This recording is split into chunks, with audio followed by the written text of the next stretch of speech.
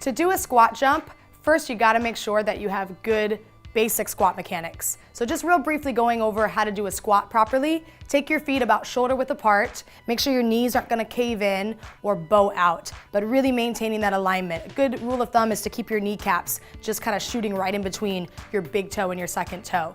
You wanna come back with your hips, and your chest should always be higher than your hips. So what I mean by that is as you go into the squat, my chest at the bottom is higher than my hips, as opposed to ending up in a position like this. This would be more action in the lower back, and the purpose of the squat is to really get action in the legs and maintain a nice good posture up top. So then from there, you just jump it.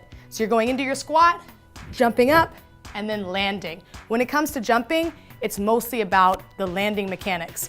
You want to decelerate so that there's not a lot of shock in your joints, but you're really absorbing the shock through your muscles. So thinking about the landing as being slow and controlled, rolling through your foot, toe ball, heel, making sure you get your weight back onto your heel before you take off again.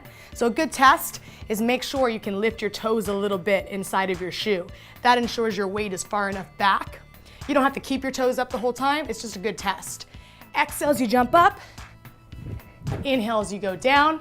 If you use your arms to help propel yourself, it's gonna be a little easier. If you wanted to make it harder, you could do something like a prisoner squat jump with the hands behind the head. And now you take away any assistance, any momentum from the upper body, and you've got to power yourself up all just with your legs. You could also do a squat jump where you bring the legs together and then land back in the squat, getting a little bit more work for the adductor muscles, the inner thigh muscles, to draw the legs inwards. You could also do it really fast, where your goal would be to gain more speed. You could go for greater range of motion by making it a tuck squat jump.